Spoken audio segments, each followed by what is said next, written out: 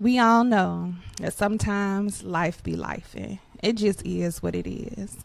When we're younger, we have plans for our future, not knowing exactly how it's going to turn out. But, we remain hopeful and positive and shit, as you should. Now, we make these plans concerning every aspect of our life. I'm talking about jobs, school, careers, aspiration, travel goals, friends, but most importantly, relationships. Now, as women, I think we tend to plan this out a little bit more than men, but life be lifing, right? And shit don't always happen the way that we thought or the way that we planned. So sometimes we just gotta pivot. Sometimes things aren't traditional. Sometimes things don't always turn out for the good, but they always turn out, right? We got to roll with the punches. We got to do what we got to do in order to survive and make it to see the next day. And sometimes that's just a little bit different than the ordinary. Toxic. Love, love. Sip of whiskey. Love, love.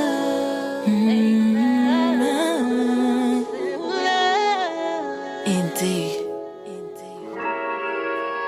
Let's talk about it. We ain't sipping no tea, sipping no whiskey. No, we don't make love, but we fuck when we get tipsy. We ain't got no shame in our game. Ain't need nothing wrong, cause this for the grown.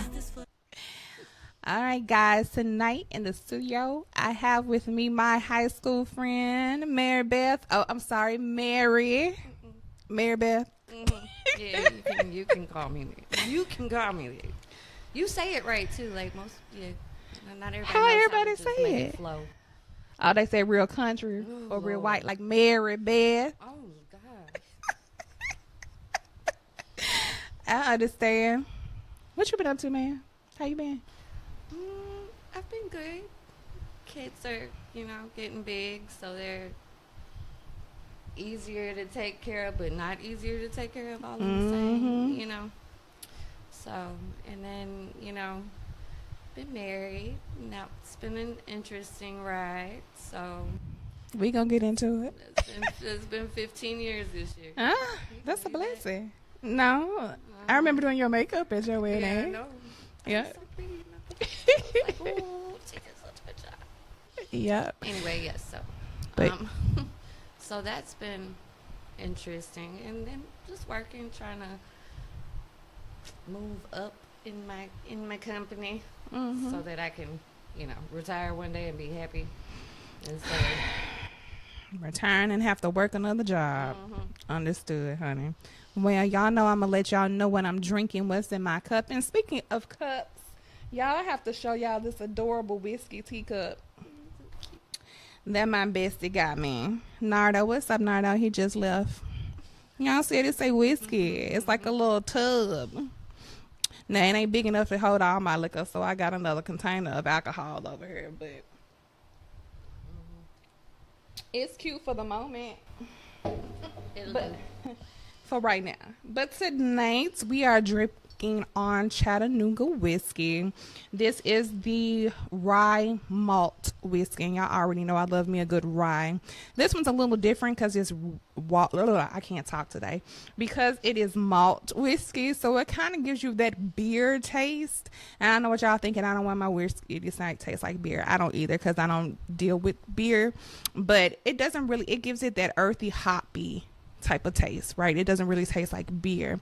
And they also say that you can have notes of like sweet candied sugars. I don't get that from this, to be perfectly honest. It is a little bit strong. It's 99 proof and it gets you where you need to be going. Eric calls it the Chattahoochee instead of the Chattanooga. He says like a train. It's gonna take you where you need to go.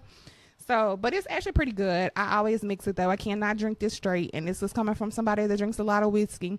I guess I could drink it straight, but I wouldn't be able to speak correctly after a little while because it is that strong.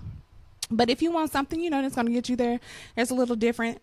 If you haven't tasted it before, feel free, go ahead and taste that good Chattanooga Whiskey Malt Rye.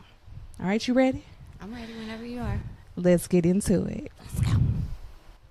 All right, guys. So again, tonight we are talking about, life. Life just be lifing, and it doesn't always go to plan. And sometimes we have to pivot, and sometimes we go back to what we know. It is what it is. And that's what we're going to talk about this evening with my girl, Murby. In the studio. Okay, now y'all know all my business because I put my business out here all the time on this good podcast. But me and Marybeth have a lot in common. Not only did we go to school together, shout out White Station. We went to school together, went to prom together. Marybeth was at my wedding. I was at her wedding. I got divorced. She ain't got divorced, but we finna learn about what's going on, though. Yeah. So it's interesting. Tell the good listeners that don't know a little bit about you before we get into the juicy stuff. Tell them who is Marybeth and what has led you here today. Actually, when I saw you putting your podcast back up again, I was like, ooh, that sounds like that would be fun. And I'm not even on camera. I'm usually like the background person, but I was like, that would be fun because that sounds like some real ass shit to talk about, and nobody wants to really be real and talk about things these days, but everybody wants to talk about being real, right? So it's a little cathartic. It's like therapy. nice to see a show where you can just Pop myself in the mouth. beating yourself up. Girl, abuse. Anyway, but I appreciate it. Yeah. So when I saw, like you were talking about interracial relationships, which we both have experience with, right? And I was like, I need to be on her show because not necessarily about that, but I was like, right. There is so much that we could talk about, and then she's my girl too. So I asked Jeremy. I was like, do you mind if I talk about us? Do you mind if I talk about what's been going on? He's like, no. And Jeremy is her husband, guys. My husband. Technically, we've been married 14 years, but we've been together 15 years this year. Okay. And yes, you were at my wedding. Yeah. Which was a little crazy. My wedding was. It was nice. It was nice, but it was nice. As the bride doing your own music while you walk down the aisle, you know what I mean? Like, it was nice. So it was nice though. Yeah. Anyway, so our marriage started out a little chaotic, and he has been a touring musician. No, he has not been a cheating, horrible. He is really genuinely a good person. But our love languages are very, very different. And we didn't know anything about that really. And once I stopped touring with him and our lives kind of separated, it kind of caused this rift. And there were a lot of things that caused that. It was, there were some things that were business, some things that were financial. Like, it's hard when you got a kid at home and you've got somebody on the road all the time. And then when he was home, he kind of had to work. So it really wasn't like you were at home. It was like you were just working all the time. So it's hard because you feel like a single parent. You feel like you're single in the relationship. And then the beginning of 2024, we started taking advantage of the therapy that my job offers to us for free. For sure. So for me and my family, he got diagnosed with a couple of things that explained why it was so hard for him to communicate. Why it was, I'm really a very physical touch type person. I want to be like, if you, and this is something that kind of played into the situation, but if you are the type of person, I want to sit at home all day. If you want to sit at home with me all day and watch TV and we have the same work schedule and you do all the same things that I want to do and we could just lay up in bed and cuddle on our day off. Like, are you kidding me? Okay, but I didn't have that with Jeremy. Okay. And as much as I love Jeremy, like, I had it at first because with the conditions that he has a tendency to hyper focus. So when we first got together, I was his hyper focus. Gotcha. And then once we got out of that first like 2 or 3 years and we got into the Life. out of the honeymoon phase, Right. and into the lifing phase, Right. into the dealing with baby mamas and babies and other things. Right. So y'all had different love languages that you didn't know about. Remember, y'all saw Right. that episode or that topic. Go back and look at it. Love languages are very important, especially when you were in serious relationships, committed relationships. You have to know how you accept and appreciate love and how your partner accepts and appreciate love, because those are never the same thing. I found out. So you are more of a physical touch, and I would assume like an acts of service. And Jeremy is, what did he say? It's not physical touch. Right. It's sending me reels and information all day. Okay. It's info So dumping on me. that's a form of acts of service, I think so. because for him, he's giving you knowledge or giving you information. Right. And It Eric is the shows same me he way. loves me. Correct. And Eric is the so, same way. Like, Yeah. it kind of used to get on my nerves Mm-hmm. because Jeremy is the type of person that wants to know how things work. Like, he was the take everything apart and figure out how it works and then put it back together. And I am very much the does it work? Right. Right. So, but so very different. Like, we're completely opposite, but Right. we kind of figured out a way to balance each other out. Now, that was after the split, because we were going through a lot of other struggles as well as just love language struggles, and it took a toll on me. I know it took a toll on him too. Right. But it took a toll on me personally, because like I was craving. He was gone all the time, and I'm sitting here craving some type of touch, Attention and affection. some type of love. Right. Like, so Take me to the beginning of the situationship. the situationship. We all Jada Pinkett in this We're bitch. gonna call it a work relationship. Okay. Work. Yes. Now you said this all started at the beginning of last year, right? Actually, it's been right at a year. Okay. Okay. So around a year. Give me an idea, or give us an idea of like what was going on at that moment. Was Jeremy home? Was he touring? He was touring. Okay. And he was gonna be gone a lot. Okay. And at this Like- point, you have a teenager and a grown child. Teenager and a grown child. Okay. That's good. But so yeah, but I was really lacking the like intimacy of having a Okay. partner. Like, there's just something nice about having that person to come home to and talk to and share your day with. And like, when you're having a bad day, they can just, hold you and not really say anything. Y'all just lay there and hold each other and make each other feel better. Like, Right. there's something about that for me. Right. It's not like that for everybody. Right. Not everybody wants to even be touched. Girl. So, Yeah. but me, if I'm having a bad day, I want to curl up in your arms like I'm a little baby and, just hold me. If you can do that for me, Understood. I'm a melt. Probably. I probably shouldn't say that out loud, because like people might try to take advantage of that. But we're watching that from now on. So I was walking through the break room. I work in a warehouse. Okay. I was walking through the break room one day, and this older gentleman who worked on the maintenance crew, who was sitting next to this other little guy, had asked me what my name was. I was like, Mary. My name's Mary. And so the younger guy that was sitting next to him looked at me and was like, beautiful Mary. And I was like, one thing happened before that. One day he walked, like about a week before that happened, he walked up to me and was like, hey, do you have some, like, are you single? Right. And I was like, no. And you know, most guys in Memphis, if they ask you if you're single and you say no, they've got some type of quit, some type of comeback.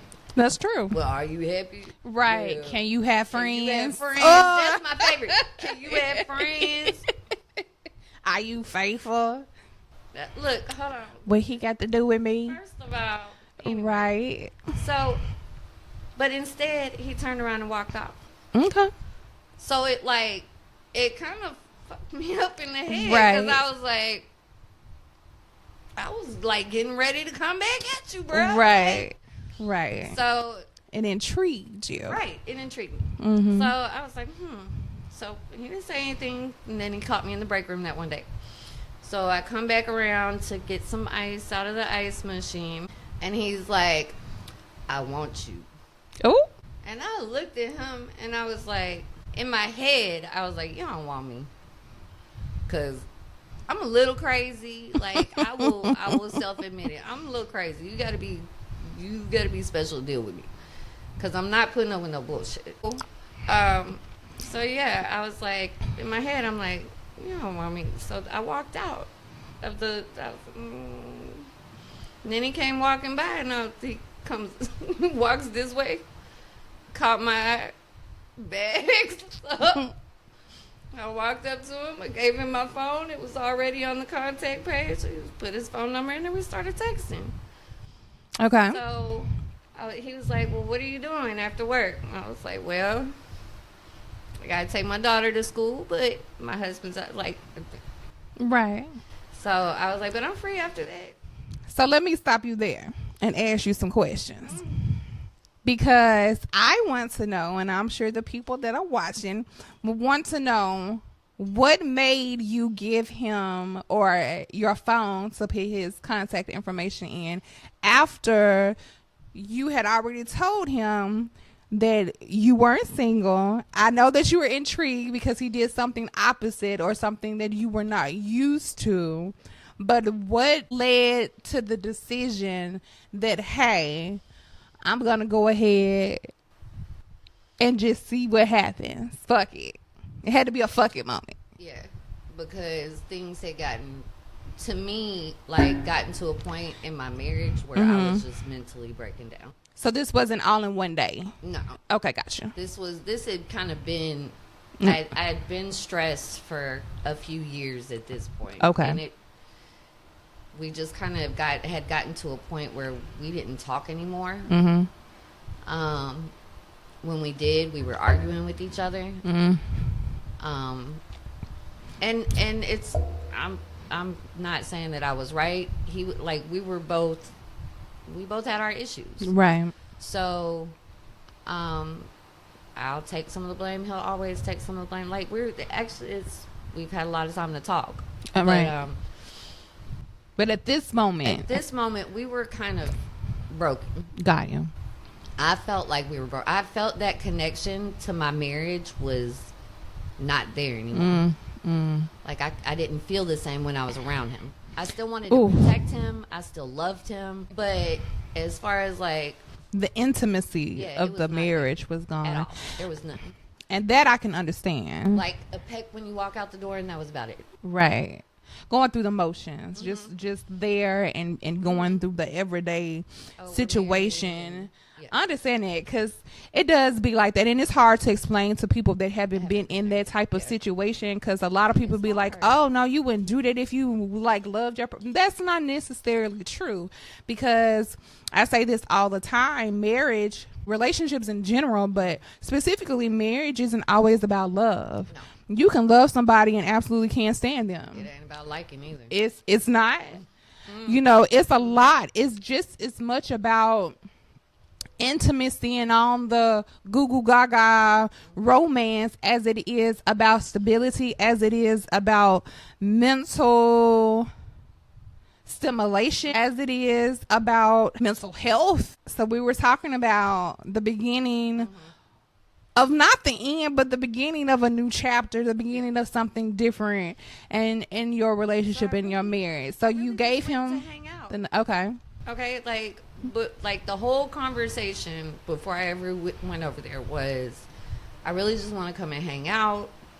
If I fall asleep over there, you know what I mean, that's cool. I just got to pick my daughter up from school, but I just want to get to know you a little bit. Right. Like, you really just wanted some intimacy and some attention. Yeah. Really. Okay. Yeah. So I get over there and like we're talking, and I was like, look, I told you I had somebody, but I didn't tell you I was married. Right. Okay. So I want to go ahead and let you know that is the situation. Okay. I'm married. I got a daughter, obviously, because I told you I had to drop her off. Right. Like, and this has been what's going on.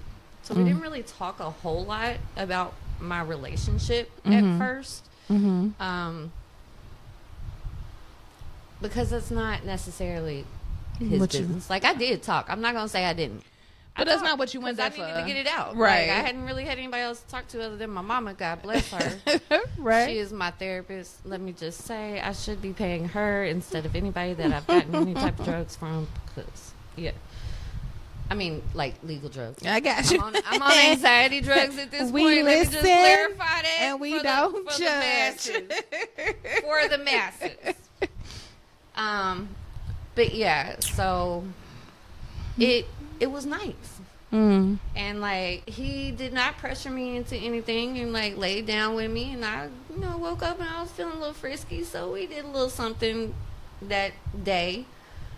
But then I went and picked up Ty from school, and I went home, and I was like, then the next day I was out, and I'm like, I was driving Uber Eats, and I'm doing Uber, I'm driving around the city. I happen to be back in this part of town. Hey, you want me to come over? I'm around you. I don't have anything going on. Jeremy's out of town, Yeah, I want you to come over. Because I always told him, Leah, I only want to be around if you want me around. Okay. Like, I want to be around you. So you never have to ask me that. Right. But I only want to be around you if you want me around. That's very self-aware of you. You know what I mean? Like, if that makes sense. No, it definitely makes sense. In a situation where you're not... Where you feel like you pushing yourself on somebody, or it's like your agenda. Just invite myself over. My mama raised me better than that. Right, correct. I was raised a Southern lady. We call before we come. We don't just show up at people's houses and knock. Right. I got you. But so one day turned into 2 days, turned into like almost like it was every day. So at this point, did Jeremy know? No. Okay. He was out of town. Okay. So he had like no clue basically. Okay. And I think he knew. I can't even say that because he said he knew something was up. He's very... Most of the time you can feel it. You can kind of feel it, especially if you've been around somebody for a long period of time. Like, you can tell when something's different. You might not know exactly what's going on, but you can tell when something's off or when something's different because there are tells. So at certain points during that time, we talked about getting divorced. Okay. And I had pretty much moved out and moved in with the guy.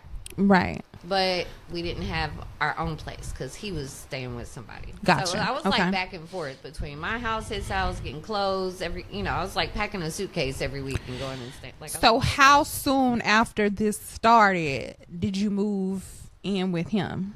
Like, get our own house together? No, that you moved in wherever he was. How soon was that? Or that you were doing the back and forth situation where you were staying with him? No, it's like, Leah, as soon as it started. Oh, that's immediately. It was like immediately, like, and so it was literally like probably 3 or 4 days into it. We were standing in the kitchen, and he was like cooking breakfast or dinner. I can't remember. I think dinner. And I remember so clearly. I looked at him. I was like, "Don't get used to this, like this domestic situation, because I cannot be in this type of situation with you. I have things going on at home that I have to take care of. Right. Even if I was going to get a divorce, even if I was going to leave him, like, I still needed to deal with that situation. Right. And so, because he was in limbo. Jeremy didn't know what was going on. That's what I was about to say. So where... He was on tour. What was that? Okay, so what was that conversation like? Did you like have a conversation with him while he was gone, or was this okay? So while he was gone, walk me through that. You don't have to give us specifics, but I'm always curious as to like how things go down. Like, what did that look like? Did you just call in and was like, "Hey, look, I met somebody. Like, I'm finna be with them," or texting one day, and he was like, he really just texted me honestly and was like, look, you want a divorce? Okay. And I was like, in my head, and I'm sitting next. Right. So, boy, I got you. I was sitting next to dude, and he's like, just go on and tell him yeah. Oh, wow. And I was like, he was like, that's what you said you wanted, wasn't it? And I was, yeah, but that's not something I want to like really talk about over. Right. Oh, like, text message. I've been married Correct. to this person for 13 years. Right. Like, I'm not. This is not a breakup by text relationship. Right. So, yeah, I said yeah, and then we kind of danced around the subject for a while, but we never really like went to an attorney or really tried to pursue it like that because we didn't know for sure what was going on. That makes sense. So, so our lease on our house that we had was up in September. And so when that was up, Jeremy moved in with his brother, and me and the other person got a house together. Okay. And what I was thinking was we got a 3-bedroom house. So my daughter had somewhere safe to stay. And if something happened between the two of us, I could just move into the spare room and we'd just be roommates, housemates, cohabit, whatever. I got you. Okay. You know, we'd have our own private spaces, da-da-da. Yeah, no, that didn't happen. Okay. So, and I'm just playing devil's advocate.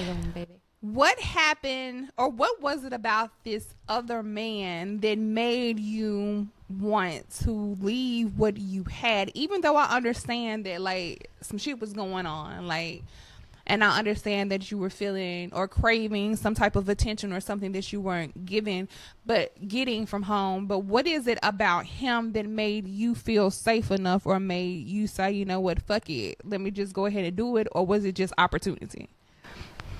It wasn't opportunity. I really honestly, like, I felt like I had a connection with him. Okay.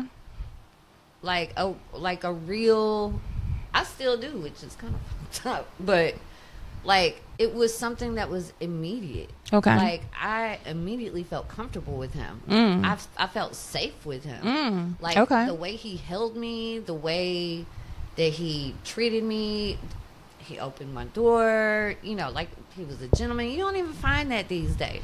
So it was things that you like, things that fit your love language that you weren't getting, that I wasn't getting, and hadn't gotten from your husband. So it was like, oh, I remember this, kind of nostalgic. It's like, oh, okay, this is nice. I got you. Oh, we got the same work schedule too. Ooh, we can lay in bed all week together, right? And not doing, we could just be each other with each other all the right. Jesus, yes, that was me. Yep, just be with him all the time. And I can see how that went south. Yeah. So, but what's funny is we were together all the time, right? Right. We worked together, same shift. We lived together. We rode together to and from work. That's a lot of togetherness. That's a lot of togetherness, right? We were together a lot. But somehow, Leah, I was still finding ways to cheat on him. Oh, wait. Or be wait a accused minute. of cheating on him. Okay, I thought she was saying. No. Okay. I didn't cheat on him. Okay, so. I didn't cheat on him. Okay. Swore up and down I did. But cheating is such an interesting word from someone who knows that they're in a relationship with someone who is married. So cheat is a very. What you said?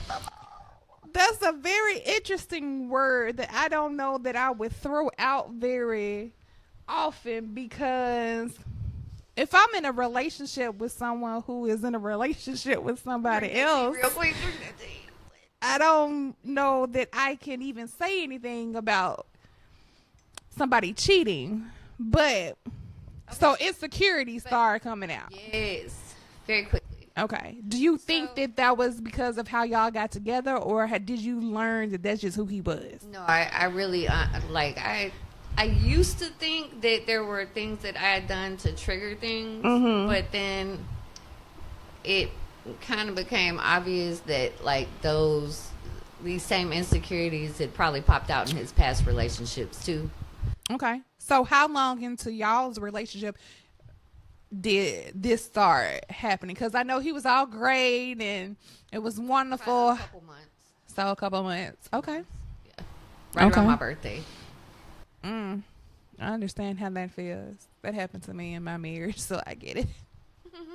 If I was really don't be understanding it, you know, a lot of people have a hard time understanding. They're like, oh, you knew what you was getting to. You knew who that person was. No, you don't always know that.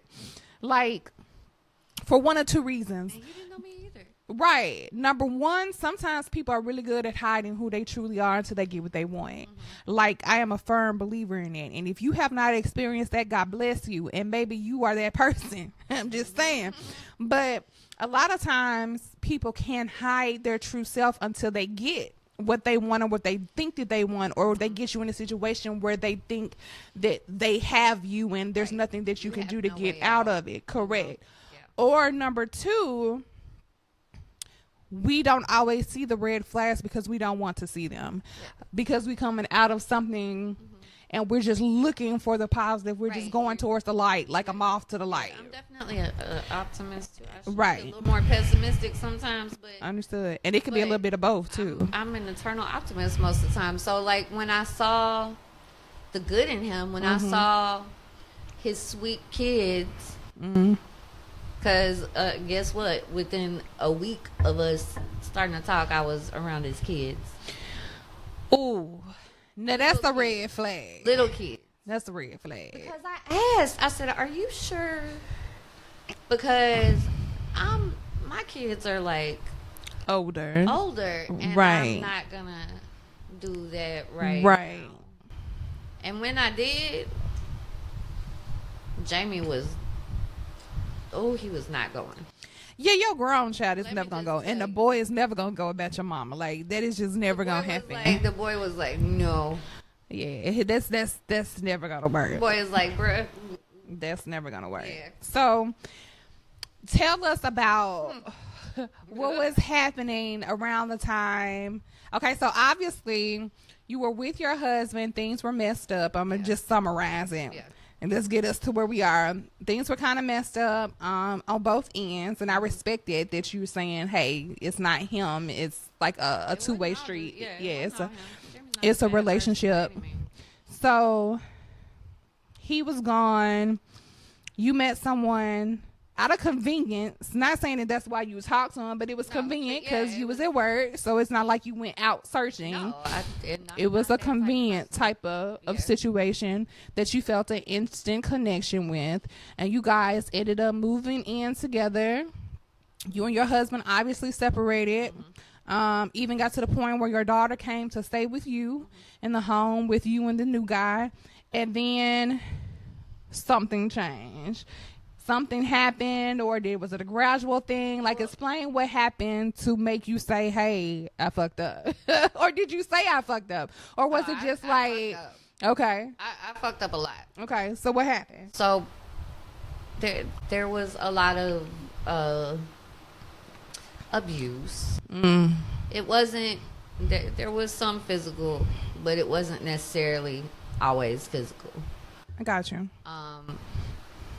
So when Ty came to stay with me, like, it was one thing when it was just me by myself. Always. You know, but then, like, my teenage daughter moves in the house, and I'm having to try to keep my voice down, and she's right across the hall from us. Like, right. And she's a Pisces, and she is very empathic, and we are connected. We have been connected since she was 2 years old. Like, there was like an automatic connection between me and this child. So she could feel me. So at one point when I had moved out into my own room, she got to the point where she realized I was not comfortable. This gonna make me tear up. Y'all ignore me because I feel this. So, and I felt really bad because my teenage daughter was coming and sleeping in the bed with me to make me feel safe. Your child was protecting you from somebody. Killed me. Because she just knew. And so one day he acted like he was going to do something, and she walked out of the room. And of course he backed up. And like after that, I called my mom that day. And I was like, I don't care where I go. I need to move all of my stuff out of that house. I don't care if I have to get a storage unit and live out of my car. I don't care. Ty's going to her. Ty is actually my stepdaughter. Right. But that's your baby. She's my baby. So she went and stayed at her bio mom's house for a few weeks.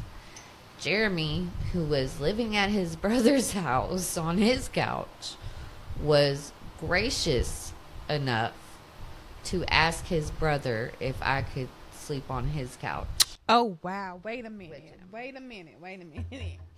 Let's dissect the some of while I wipe these tears about my eyeball. Wipe them out. It almost has a happy ending sometimes. But I just feel that like I understand that because we would do shit for our children that we would not do for ourselves. And then unless you have been put in a position like that, you may not understand it. Like I get mothers who really care about their kids to understand it in theory. But unless you have been put in a situation, and a lot of people are like, oh, why would you go through that situation yourself? What do you mean you don't love yourself? And now it's not always about that. You don't love yourself. And sometimes you don't realize it until your child. And then it's like, wait a minute, this is unhealthy for my child. And you realize, and then Mama Bear comes in. To school, and she was like, she had seen I had been crying one morning. And I was just stressed. And she was like, Mama, just let it go. Let him go. Kids be so smart sometimes. Like, baby. After that, I was like, I can't. Mama, she got me a storage unit. I talked to Jeremy.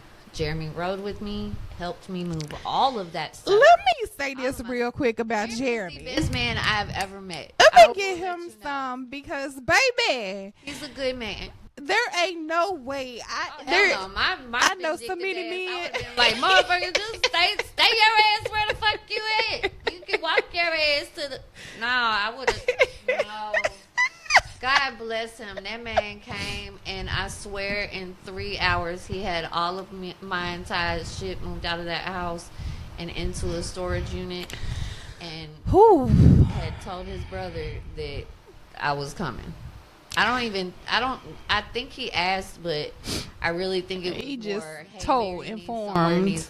Mary needs somewhere to go. Now. And he had always told me, Leah, look, even when we split up, he was like, you are family.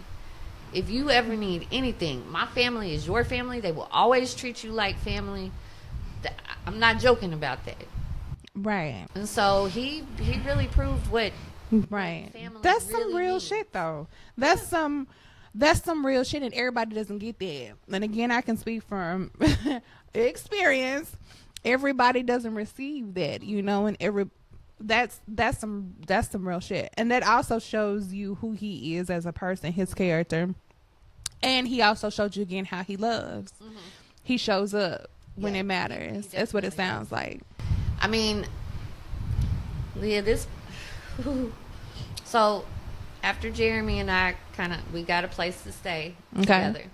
Okay, so y'all got back together after this. Okay. Yes, Well, y'all cohabited after this, y'all. We were Okay. cohabitating. Okay. Right. So we still are married. Okay. We still have our relationship. We still co-parent together. Okay. We decided to take a break from being physical for a while. So I have my own bed. So how it should have been at the other house. I have my own bedroom and he has his own bedroom. Okay. So if we decide that we want to spend time around each other, we do. Okay. if he knows I'm overstimulated from whatever the day brought and I need a break, he gives me a break. Right. Like, it's all about respect. And once I figured out that he could handle me being honest with him, because that was what kept me from being honest for a long time, was me being so scared to hurt him. Got you. And feeling that he was so fragile.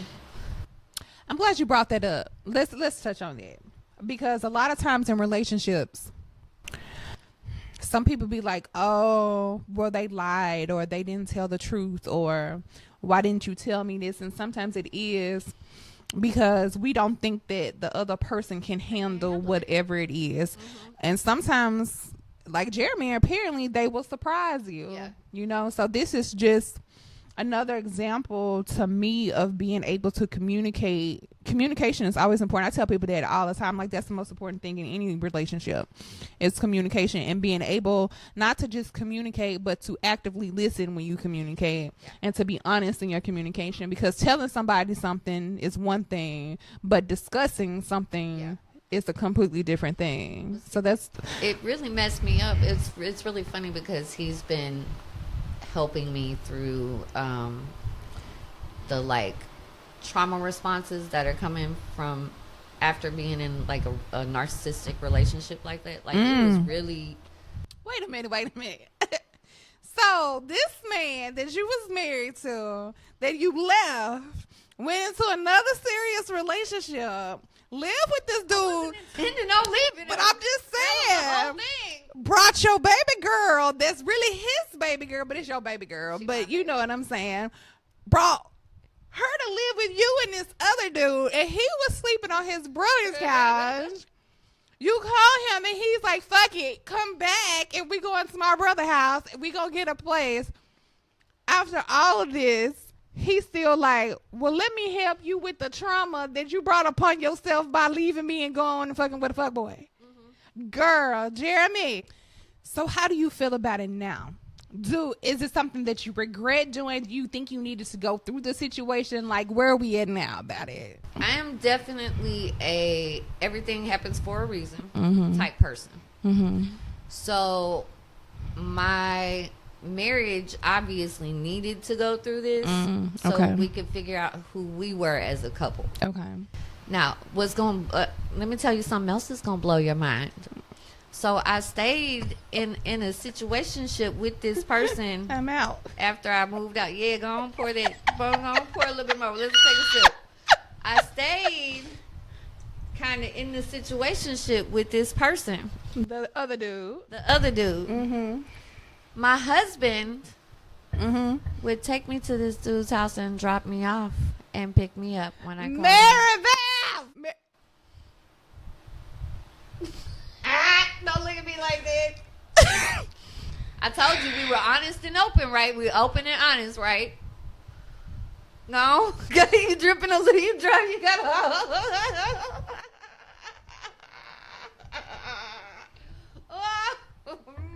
Wait a minute. Okay. This is a safe space. I say this all the time. We listen and we don't judge. A little bit. No, just a little bit. This is a safe space.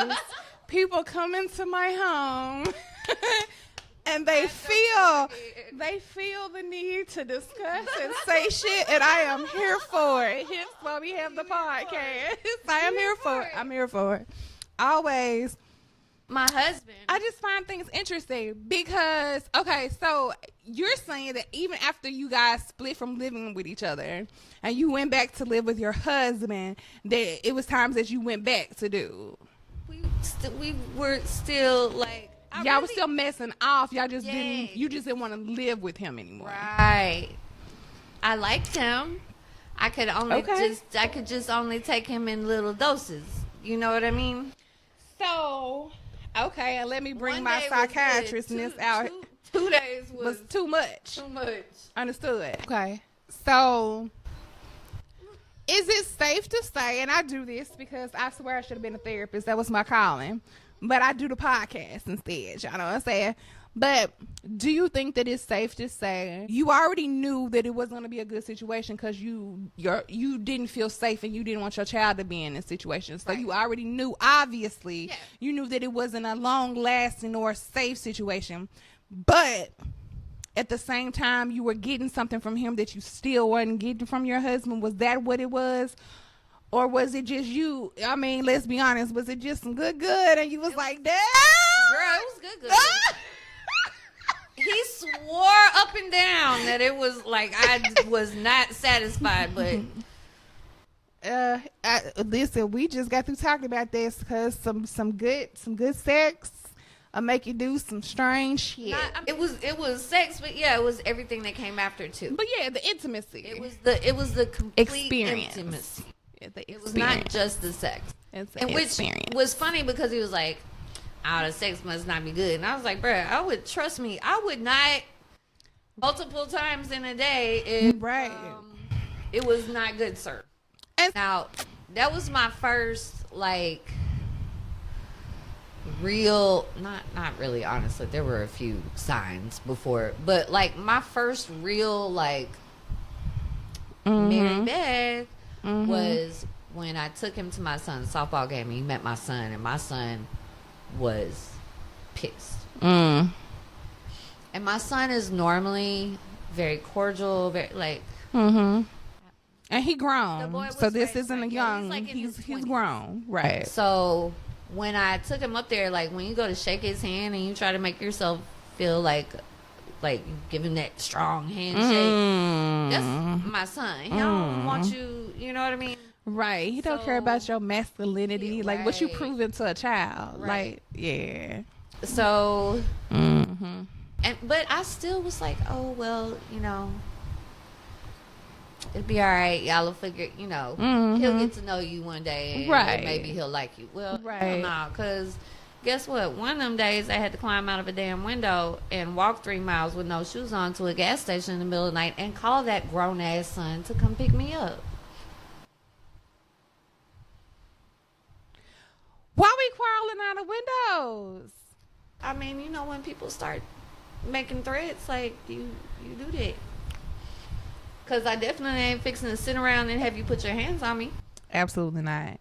And I know for damn sure that grown-ass son ain't coming back from that. There ain't no coming back from that. If your mama got to call you to come pick you up, get away from man, it ain't no going back. Yeah, I called him and I said, because he was the only number I could remember. I called Jeremy, but Jeremy was asleep. Like, and when Jeremy's asleep, Jeremy's like... Understood. Like, Understood. So when I called him 3 times and he didn't answer the phone, I was like, oh, shit.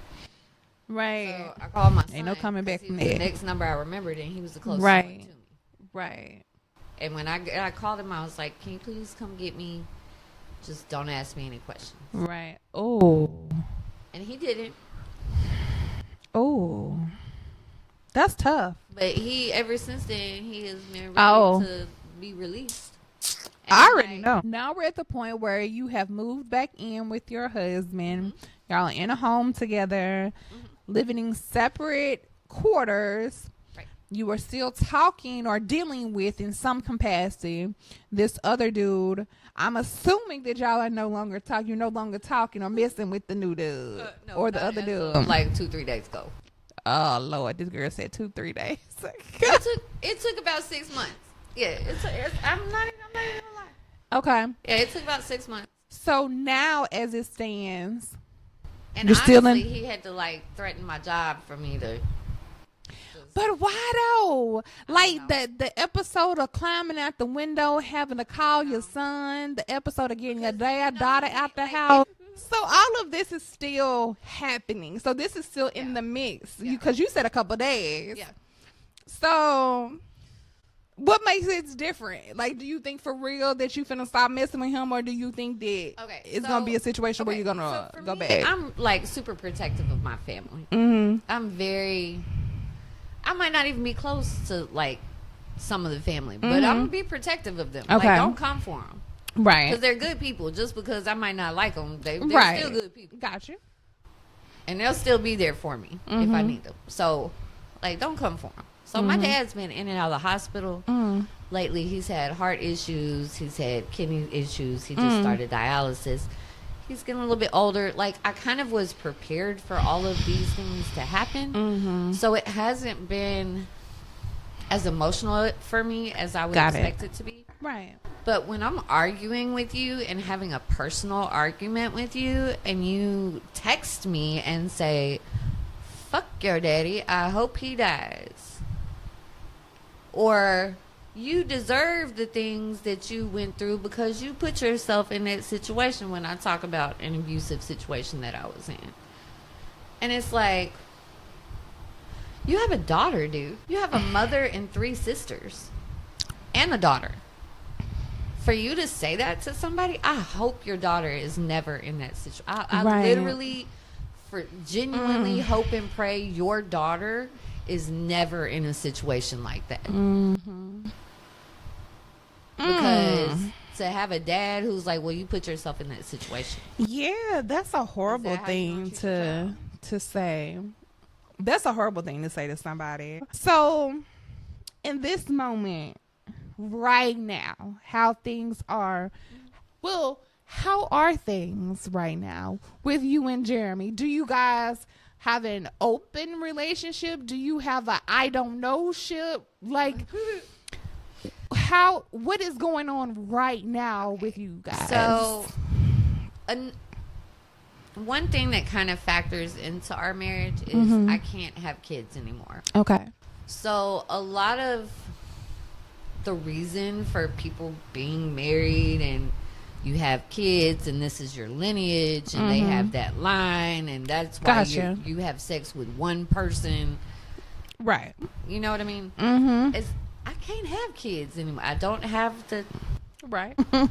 When it comes down to it, like, physical intimacy is not necessarily really his thing. And he knows that that's a need of mine. And he respects that. So, what we decided was that we will have an open relationship. If he decides, which he's not really a big people person. So, it's not really as much for him as it is more for me. Because he told me, he was like, I feel like you need to share your love. You're an empath. And you need that connection. And I can't always give you that connection. So I respect that. And I will let you find that connection. But I want you to be safe.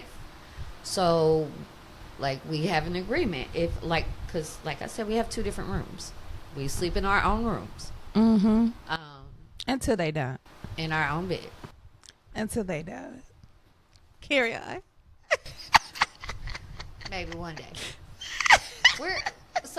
We also kind of started our relationship over. Tonight might be the night. Shit. Tonight might be the night. You're welcome, Jeremy. Well, basically, we are respectful in as far as communication goes. Gotcha. So if I want to make plans and I want to have somebody come over to my house, so he knows if I invite somebody over to our house, it's not going to be drama and extraness or bringing foolishness into the home. I'll give you an example. A friend of mine, Jeremy was out really late one night, and a friend of mine called me. I was like, can I come over for a minute? Jeremy, what you doing? Oh, nothing. You need me to stay out for a minute? Yeah, maybe for an hour or 2. He went and sat at Starbucks. Girl. I mean, obviously that's a little... Now, let me just tell you this. Starbucks commercial, let me just say. This shit is not normal. Just so you know. When have you ever known me to be normal? Never in life. Never in life. Ever been normal? Never, ever. That's the truth. Never. So but that's not normal. Myself being one man's woman for the rest of my life, right? To I am one man's wife, right? Most likely for the rest of my life, right? But let me just tell you, let me tell you, he also said, if you ever find somebody that you feel like you want to pursue a relationship with that is marriage material, that you want to be married to, please let me know, and I will respect that, and I will grant you a divorce. We respect each other. Like, it's so hard for people to understand in this day and age, because so many people are so busy trying to hide what they are, who they are, trying to put a persona on for Facebook or YouTube or Instagram or all the whatever. Oh, true. You know what I mean?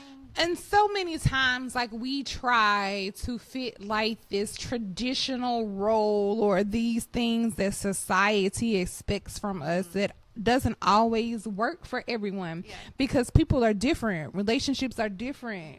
And I say that all the time. What works for me might not work for you, and what works for you may not work for me. It doesn't mean that one way is wrong and one way isn't.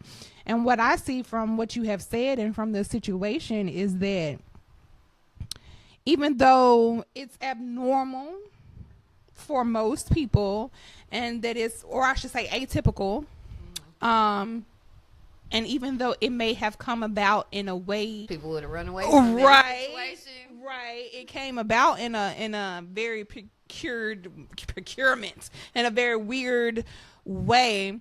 It seems like perhaps it was a good thing for y'all's relationship.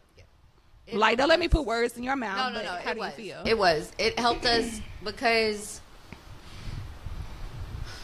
when we were separated, Jeremy had to realize, I think he knew what all I did in the relationship, but I think it really helped him actually understand what all I did in the relationship. And it also helped me to understand everything he did for me in our relationship. It made me appreciate him a lot more. So it's like once we got back together, of course we were kind of in like a turmoil state, like our lives were in turmoil, but we still figured out a way to be like, okay, we had to start all the way over, but we did, and we're building up from there. Okay. So, all right. So as it stands now, you would say that you guys have an open relationship, right? Or we're trying to figure that out, because like what to call it exactly. No names, no labels, just a relationship. To me, open is like you're both dating other people, right? And just to be honest, he really hasn't been dating other people. Okay. I've talked to other people. It's not like I haven't been physically intimate with a lot of people since I broke up with that person. It's just hard. I mean, especially when you were like that was some good. Right. Like, it's hard to be. Even the good from before, like, didn't match up. And I was like, right. Girl, it's different. It hit different. Like, it be literally. So, but like at 40, because I'm, at 40, it's like you realize that's not the most important thing in the relationship. Facts. It really isn't. Neither is your salary. I need to know what type of person you are. And most of all, for me, I need to feel safe. Whatever that looks like. Yeah, whatever just that safe. Is. And that doesn't necessarily mean financially safe. It doesn't. A lot of people assume that, but I was raised by a single mom, so I'm not an independent woman. I will definitely admit that I need a man's help sometimes, but yeah, I was raised to know how to do things on my own, right, and to make it happen, right, on my own. I feel you. I'm in the same boat. I don't necessarily need somebody, but it doesn't mean I don't want somebody. Right. There's a difference. Yeah. I might not need. I don't need you. I don't need it. I wanted you around me, but I want it. Correct. Where do you see? I know you said that apparently Jeremy has boo thing in Ireland. No, boo thing gone away. Okay, she go. Okay. Where do you see? She had an anxious attachment style, and she was a little too anxious. She was too much for him. It was too much. She was okay, and she was OCD, and she had some. Okay, it was things. too much. And he was like, "I'm already dealing with one OCD. Why? I don't need another OCD. I got you. I need somebody else." So, how do you see? What do you see in your relationship? Like, how do you see you guys proceeding? And I say that, like, I know right now you said that y'all don't have a physical relationship and that you guys are like in different bedrooms. I'm not gonna say we're not attracted to each other. Right. I think we're still attracted to each other. I think we just needed to kind of take a break from the pressure of physical intimacy for a while, and also I really honestly needed to get over what I'd been through. That's real. I mean, I still am. That's real. And I'll tell him, like, you know, like, I'm on anxiety meds. Like, I'll wake up in the morning, like, shaking. Like I have Parkinson's. And he'll be like, okay, let's talk through it. Like, what's on your mind? What's, you know, like, what's triggering you? So do you think that you guys have more of a friendship than a romantic relationship? Do you think that you can get back to a relationship? Yeah. Is that something that you want, is to get back into a romantic relationship with him? Or is it you understanding if it stays how it is, then it is what it is? Or all of the above? I think we're open to whatever happening. It's not like we're like, okay, we're not ever going to be physical again. Right. We still kiss. We still hold hands. Right. We still lay down with each other. Which is still romantic, yeah. Like, I get up in the morning. Sometimes I'll go lay in bed with him. But, like, as far as sex goes, like, we haven't had sex since probably February. So it's been a couple months. And honestly, when he was touring, it was like maybe 3 or 4 times a year. Right. Gotcha. So we were used to not really being physically intimate all the time.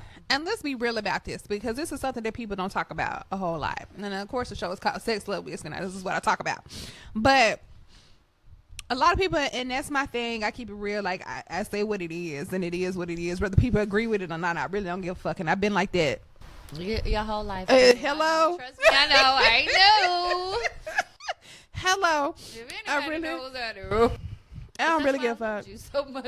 I don't really give a fuck. Like, people say they either hate me or they love me. It ain't no in between. Oh, like, she got my back. Like, always. You don't want to mess with me because Leah gonna come after you. Because I fight. I be trying to tell y'all I throw hands. But anyway. So people don't really talk about the whole sex and intimacy thing when it comes to like having long-term relationships. Like, you always hear about this 7-year itch or whatever, which I don't agree necessarily with the timing of the 7-year. Like, it's time and it's time, and it don't matter what the year thing is. But a lot of people in relationships don't talk about it. I guess it's embarrassment or it's shame, or it's like, that's my business, I don't want to talk about it. But it's so taboo these days. Like, it is. Not as taboo these days, but like the way we were raised, it was taboo to talk about that stuff. It was taboo, but now it's not that it's taboo, it's that people are so fake now.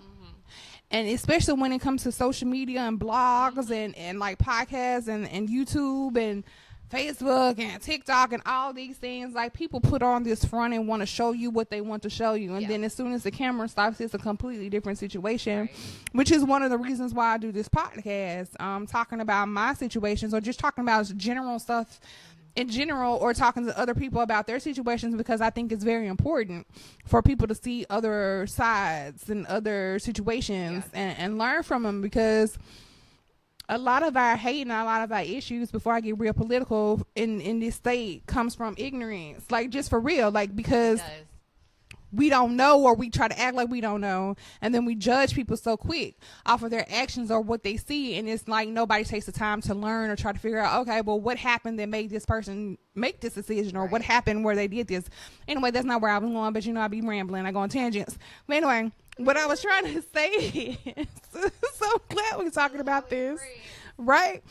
Because a lot of people don't talk about this lull or null that can happen in a relationship, where if you don't have sex for a certain amount of time, you can become accustomed to it. And it doesn't have anything to do, you and your coffee chasing liquor. Like, Lord help her. Lord, y'all do something with her. Cause she is chasing liquor with coffee. That is a dangerous bitch.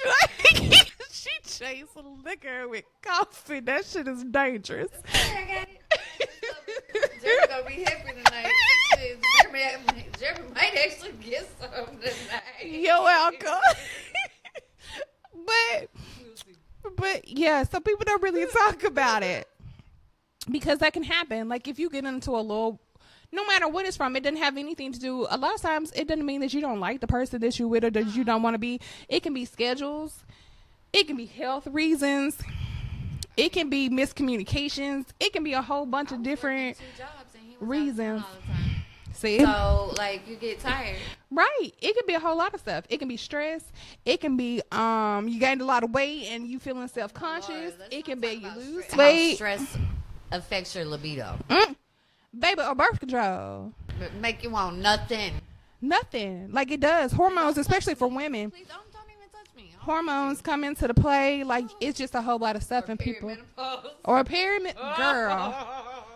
And people don't want to talk about it. And it doesn't mean that you don't want to be intimate. And sometimes it's hard to come back from. Like, it's hard to start back up. And I like to try to tell people, you do get used to it.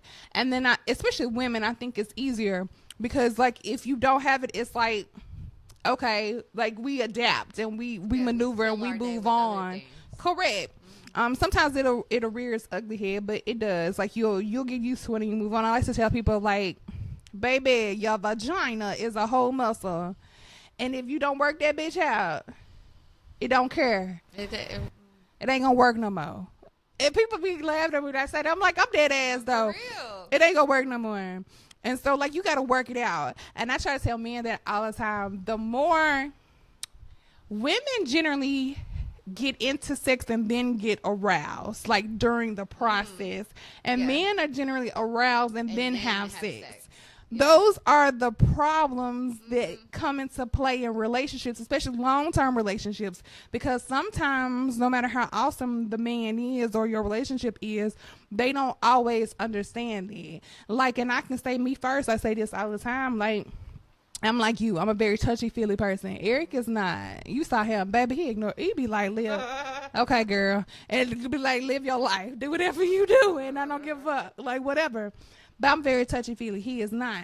And we have also had to learn that about love languages. And even though he's still not touchy-feely and mushy, he'll allow me to be. You know what I'm saying? Jump on you, grab you. Yeah. He'll allow me to do it, right? Even sometimes, even though I'm the very sexual being that I am, sometimes I don't really care. Like, it just don't be in the mood. I just don't care. Like, it doesn't really matter to me. Like, it is what it is. Yeah.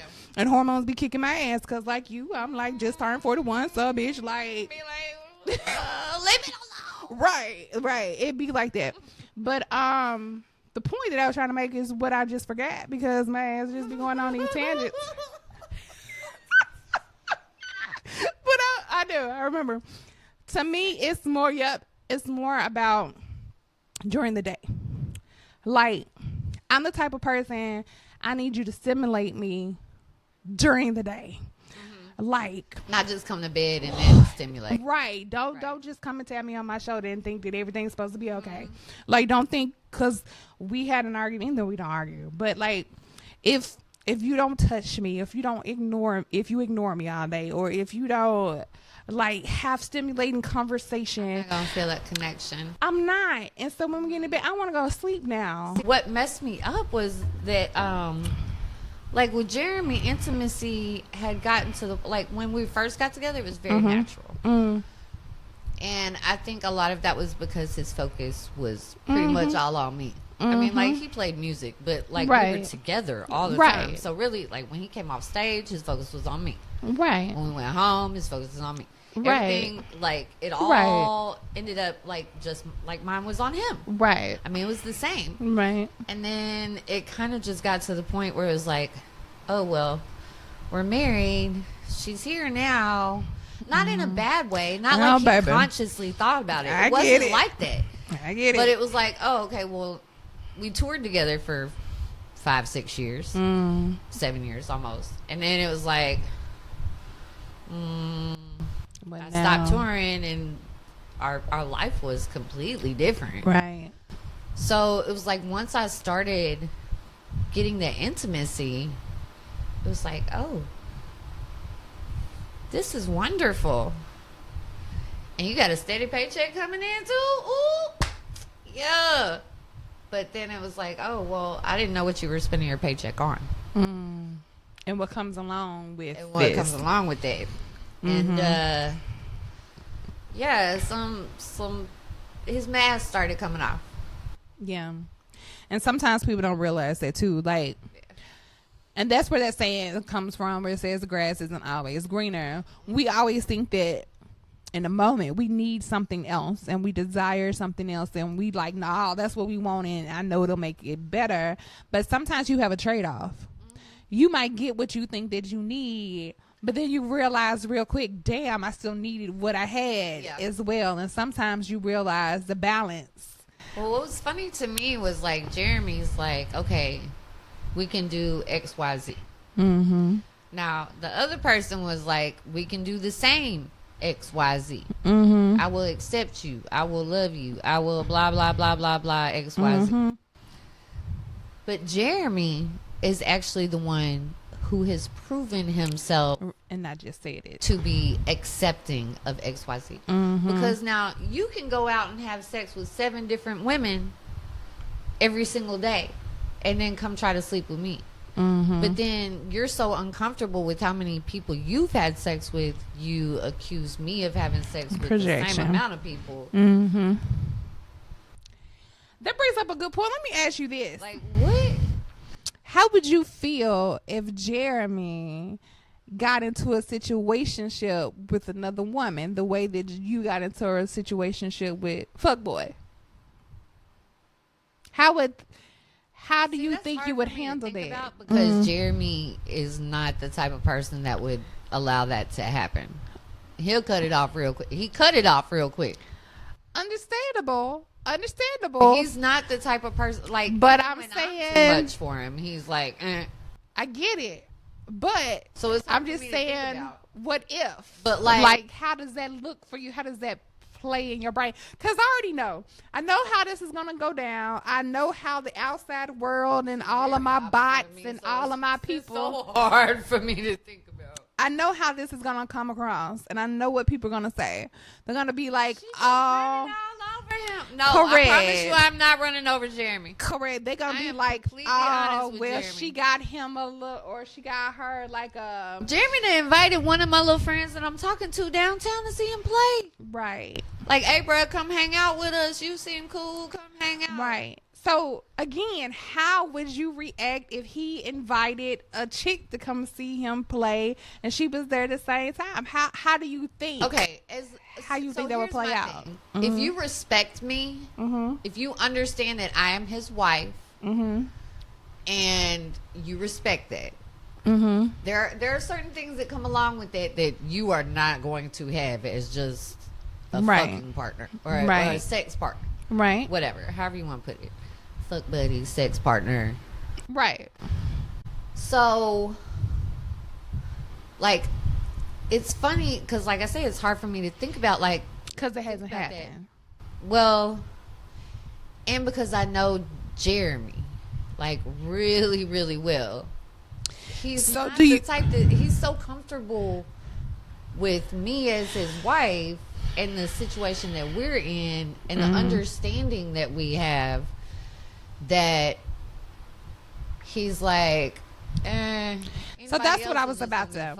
That's what I was about to get to. So do you think that it's more comfortable for him to be like, okay, hey, I know you need this and I'm willing to, it's okay for me. Like, it's okay for me, but I don't necessarily need to seek it out myself. You think that that's the type of situation that you're in?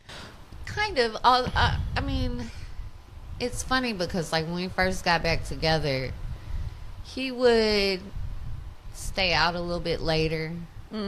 Like, after his gigs, he would hang out and, like, maybe go play pool with some girls or... And I was like, what irritated me about the situation was not him hanging out with the girls. It was him taking somebody to where we had gone on pretty much on our first date. Oh, I got you. And so it was like, it's like, I feel like that's not special boundaries for us anymore. Right. You know, but I also am like, okay, well, you don't really go anywhere else. Right. So that's what you knew. So that's where you took them. Where else are you going to take them? Where you comfortable. You know? Right. So... There's some personal insecurities that I have to get over when it comes to that. Of course. But at the same time, he's always been respectful about being like, hey, I got so-and-so's number. Or he went and hung out with a girl one night. He was like, hey, I'm going to go play pool with these people. I'm going to go hang out. I don't know if we're going to do anything else, but I just want to give you a heads up. Like, we're just respectful of each other. Okay. We understand that. So this is kind of in a new phase. So you kind of at the beginning of a new phase, and y'all trying to figure out what it is. But, I mean, he had been telling me for a long time, Leah. Like, he had been, and I didn't listen to him, but he'd say little things like, you might want to get yourself a boyfriend. So he was kind of working. He kind of saw this comment and was kind of like, I'm going to be out of town for a long time, and I know you need some intimate, like, I know you need that. You might want to. And in my head, I'm sitting there thinking, okay, traditional marriage, you don't really mean that. Right. You trying to set me up. Right. I was like, you don't really mean that. You don't want me to get a boyfriend because. Right. But no, he was being serious. He was being dead ass serious. And he said, I said that to you for a reason because I knew you needed that. So for somebody to be so understanding of themselves. Correct. To be able to be like, hey, I know I can't provide this for you, but I still love you. Correct. And that's not the most important thing in my relationship with you. Not just still love you, but still want to be with you. Because those are two different things. Relationship with you. Because some people will love you enough to walk away from you so that you can explore and do what you want to do because they don't have the capacity. Not that it's a negative or positive thing. It just is what it is. But yeah, he was grown enough to walk away from me and say, okay, if you don't want to be with me, that's fine. I still love you and we will always be family. Right. I will always treat you with respect. You will always be Tatiana's mom. Right. I will never take her away from you. I will never. Like, baby, that's a whole different thing, though. This man was taking you to old boy. Like, that's just a whole different being. I'm still on this. That's just a whole different. Up too. Don't even. That's just. Please don't think that I'm just like, oh, this is normal. We do this all the time. No, this don't happen all the time. Like, it does not. That's let me tell you, if that person happens to be watching this, Lord, let me tell you how special you were until a couple days ago. Because let me tell you, you got away with a lot of shit that nobody would have ever gotten away with. Obviously. Boy. Boy. Anyway. But, okay. So, do you think, it's talking to you, and then I had an episode, was it last season? I think it was last season. With the dude that has he lives a polyamorous lifestyle. So yeah, we kind of like define. I was trying to figure it out, like open relationship versus poly. It would be poly, and I was thinking like yeah, it's kind of poly, but it's like I don't know. We're gonna have to start our own like. Listen, it could be variations. We're gonna have to start our own little like. We're gonna have to create our own Correct. You don't have to fit into a box. Correct. Yeah, no, and to see what that looks like. You know, I've never fit into a box. True story. True story. That's interesting. Okay.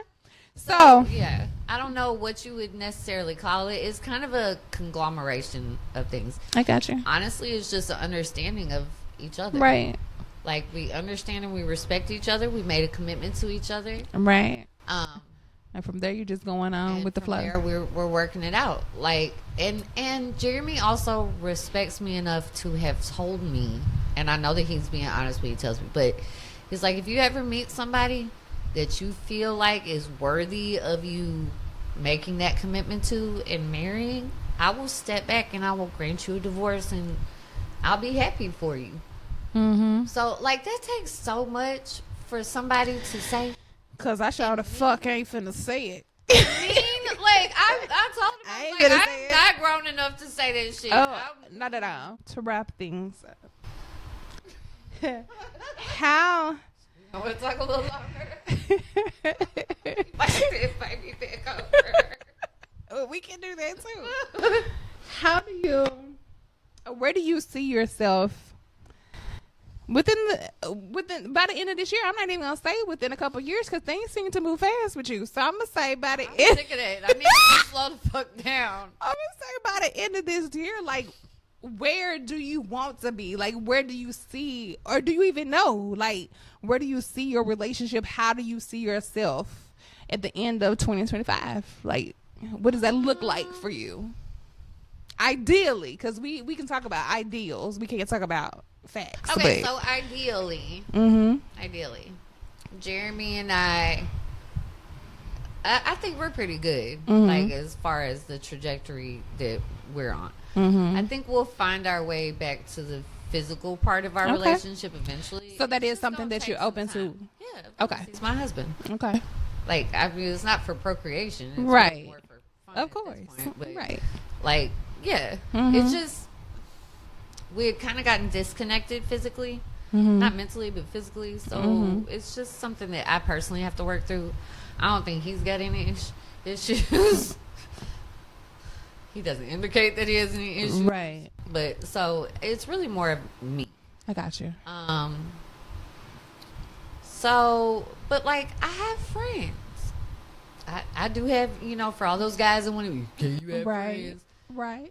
I can have friends. She can have friends. But I'm picky about my friends, so don't just come at me and be like, hey, blah, blah, blah, blah, blah. No, you ain't finna just hop in the friend.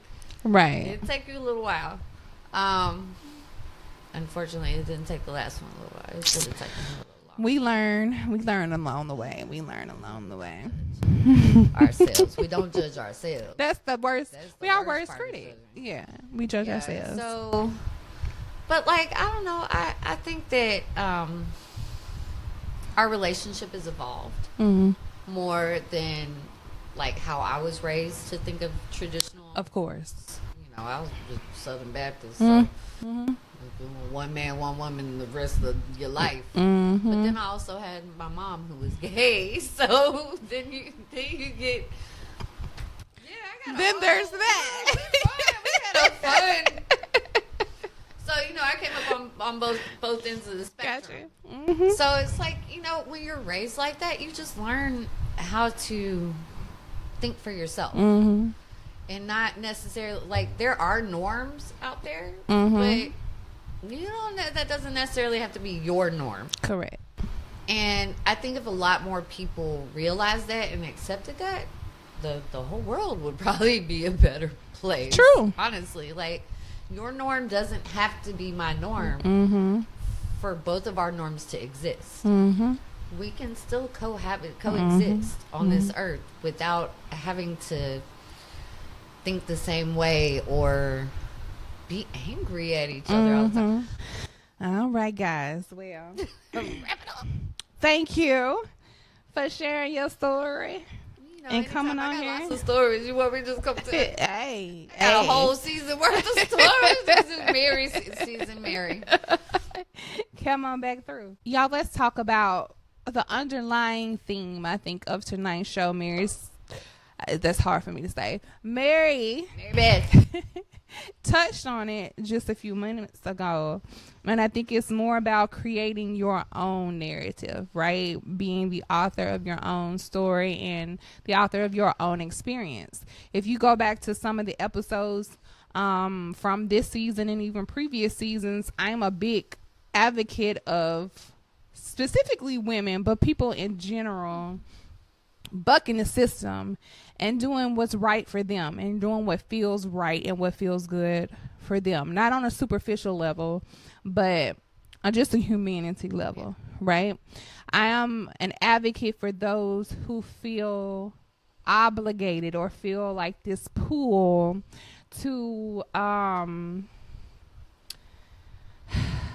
what is the word that I'm trying to say? To explore the unknown, to do things that are abnormal, to do things that buck the system so that other people can do the same thing and not feel to be trailblazers, to not feel like they are so weird or that they are so alone in this world. And to your credit, what you said is if more people do it and more people talk about it, then we wouldn't have so much conflict, you know, because most conflict comes from being different, That's where conflict comes from. No matter what that difference is, whether it's sexual preference, whether it's skin color, whether it's religious beliefs, whether it's gender, whatever it may be, it comes from differences. I don't even think it's necessarily differences. I think it's the inability to understand that we are different. Facts. That's very well said. Facts. And it's our tolerance level. And like your fuckboy has presented, if something comes across that's different or that's abnormal or that we don't agree with, a lot of times we attack it. Because we don't know what else to do. It's different, so it must be wrong. It's different, so she's an opinionated woman, so she must be a witch. Let's burn her at the stake. She stood up for herself. She stood up for herself. How dare she have a voice? Right. She must be lying because she's defending herself. Correct. So let's burn her at the stake. How dare black folks want more for their life and not want to be slaves for the rest of their life? How dare them? Let's kill them. You know what I'm saying? How dare a house in that neighborhood? How dare you want a house in that neighborhood? How dare you want to have a relationship with somebody that doesn't look like you? Why on earth would you do that? Because of my own narrow-mindedness and because of my own preconceived notions and my inability to think outside the box, then that's what happens. We push our judgments, we push our expectations, we push our misconceived notions, we push our stereotypes, we push our racism on other people and expect to see the same results, to see the same thing from them. And that's very unfortunate. So all of this to say, do you. I say this all the time. Do you, because I'm definitely going to do me because I don't give a fuck. So do you. Because at the end of the day, you have to live with yourself. Yeah. And especially when you weren't in a relationship. And me and Eric have been like this since day one. Now, we've been together damn near 20 years. It'll be 19 years this year. No, we are not married. I know. I know. But I'm just I'm just saying, we are not married. And people have a issue with that. And it's like, you have an issue with that because that's your issue. It don't have anything to do with this. And I say that, correct. What marriage looks like for us might not look the same way for you. And in all intents and purposes, and every meaning of the constitution of marriage, we are absolutely married, right? We just don't have a paper or have set these vows that so many people say. The government hasn't verified your our status. Correct. And so many but that's why they have common law marriage. Right. And that's the whole reason they came up with that term in the first place. Correct. That's how many people are like that. Correct. And how many people were like that back in the day when we really couldn't get married? What you said. You know, but it's written down now in history that they were married, but they weren't technically married because they couldn't actually, be married. Couldn't be married. Yeah, we been fucked back in the day. 100%. But where the cornbread and these white folks ain't got no sense. I swear. You so silly. But all of that to say, guys, as you can tell from our conversation today, it's all about open communication and being true to who you are. And sometimes life just be lifing. And our expectations turn into completely different things. And as we grow as people, and the older you get, you should absolutely grow. Your ideas should change with you. Your values and morals should stay the same because you should stay the same human being. But the ideas of them will change because you are an ever-growing person. And if you are a stagnant person, then that's a whole different situation. Something is wrong with you, and that is not natural and that is not normal. But don't be afraid of change. Don't be afraid to do things that you deem are not normal, that your parents did not teach you, because we are in a completely different generation. Our problems, our issues, our day-to-day is not our parents' day-to-day, which is not our grandparents' day-to-day. So it's always a problem for me that society, even though we have come so far when it comes to technology and all the things that we have going on in a modern age, we are still very archaic, like when it comes to relationships and men and women and these roles that we are expected to play in these boxes that we are expected to put ourselves in. And anytime that somebody dares step out that box, it is always going to be a problem. It's always going to be an issue. So I actually applaud you guys for sitting down and like having that real type of conversation and saying, hey, we tried This isn't working for us, so let's see what is working for us. Right. And so kudos to you and we Jeremy. stick to our commitment to each other. Listen, that's a beautiful thing, because a lot of people wouldn't stick to their commitment with each other, and the fact that you guys still want to do that is a beautiful thing. Honestly, if I were Jeremy, I might have been like, hey, you made the decision, you live with it. That's real. That's real. He was. That's real. That takes a big man to step up and be like, hey, you're my wife, you made a mistake, we're gonna work it out. It takes a whole better person than me, baby, because let me tell you, my ass to be like, he's better than me. I will tell you now, he's way better than me. Yeah. So be bold, people, in all that you do. Love boldly, live boldly, think boldly, feel boldly. Be you. Do you, and don't let anybody tell you that you're wrong for doing so. As long as that you are not hurting anyone else, go for it. And always remember that life is always going to life. No matter what obstacles or anything that gets thrown at you, go through it with grace and go through it with understanding, and give yourself grace. That's the biggest thing. Give yourself grace. Yeah. And you're going to get through. All right. Any last words? Okay, guys. So I'll have more eventually one day. Okay. All right, y'all. See you next time on Sex, Love, Whiskey.